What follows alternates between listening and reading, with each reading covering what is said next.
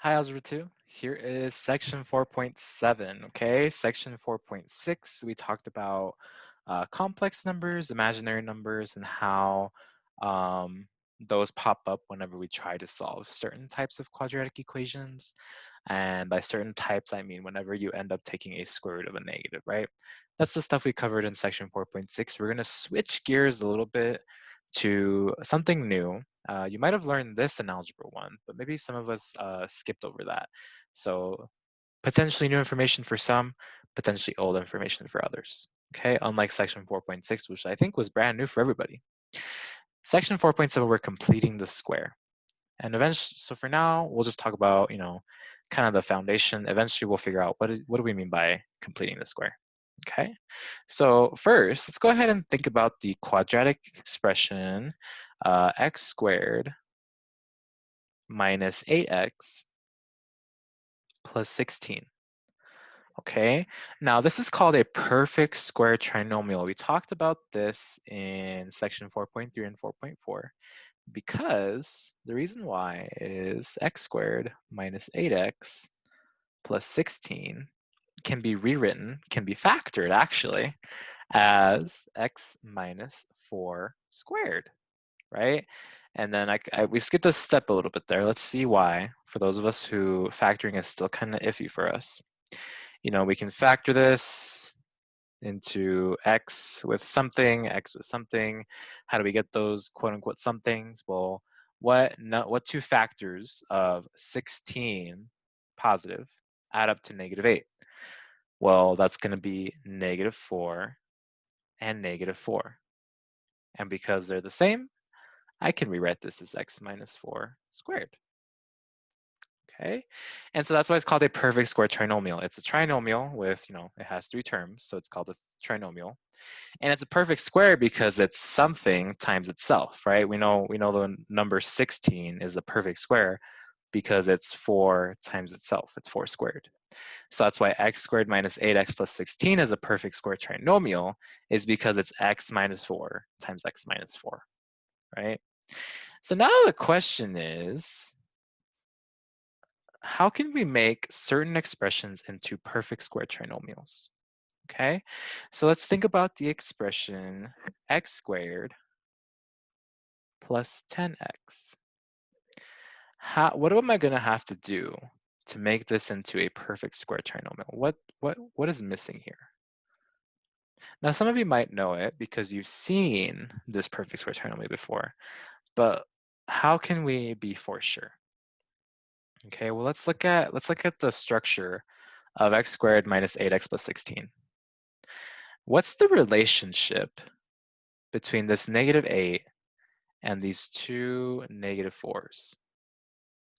Well, a lot of different things you can say. When I take -4 and I add it to -4, that's how I get that -8, right? And that's why we always ask the question, what are the two factors of 16 that add up to the middle term? What are the two factors of the last term that add up to the middle term? Another way you can rewrite this is that 2 times -4 is -8. And another way you can rewrite that is that when I take -8 and divide it by 2, I get -4. Okay, so it looks like, let's just make an educated guess. It looks like no matter what, whenever you have a perfect square trinomial, these two numbers are going to be half of the middle term. Okay, that's our hypothesis. That's our guess. That's our educated guess. These two values are going to be the same and half of the middle term. Let's test that theory. X squared plus 10x. First of all, remember, we're trying to figure out what goes here. Well, if we factor that, we're saying that it's going to be x plus 5 times x plus 5. Okay, well, let's multiply this out. We get x squared plus 5x plus 5x plus 25. X squared plus 10x, there's our 10x, plus 25. Okay, so that's what we need. We need these to be the same because it's going to be a perfect square.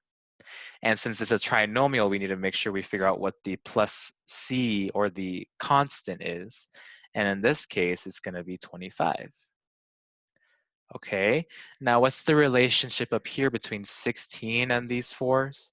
Well, 16 is -4 times -4, but also it's -4 squared. But then it's also -8/2 squared, right? Same thing here. What I did to get this 25 is take 10, divided it by 2, and then square it, because 10 divided by 2 is 5.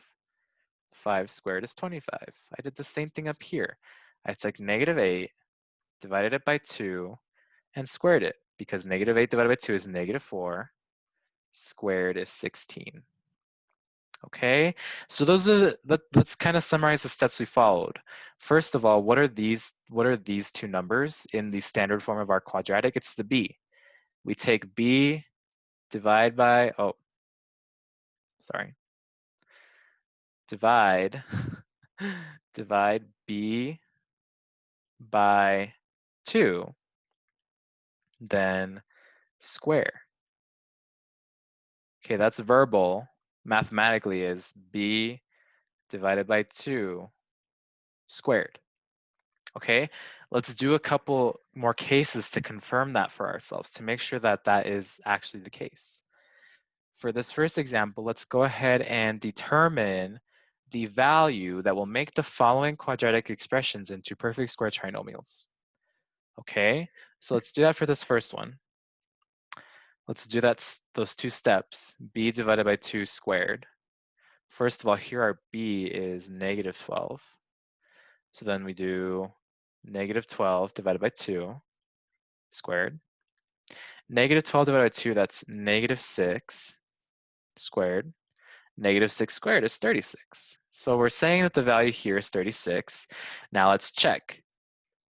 What are the two factors of 36 that add up to -12? Is it going to be -6? Let's test our theory. Okay, this is our guess. Let's multiply it out just to confirm, right? Remember, we can always check our factoring work by multiplying it back out and see if we get what we started with. Z squared minus 6z minus 6z plus 36, -6z plus, or sorry, -6z minus 6z. Yes, that is -12z plus 36. So yes, 36 is correct. Okay, one more. It won't always be a nice number. Our b is 5.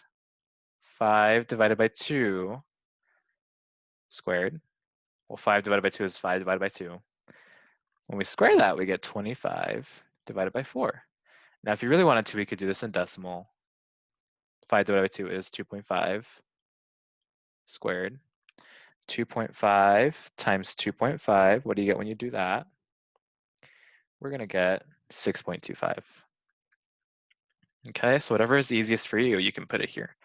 25 divided by 4, or 6.25. Now be careful though, we like the fraction form a little more. The reason why we do is because I know the two factors of 25/4 that are going to add up to 5.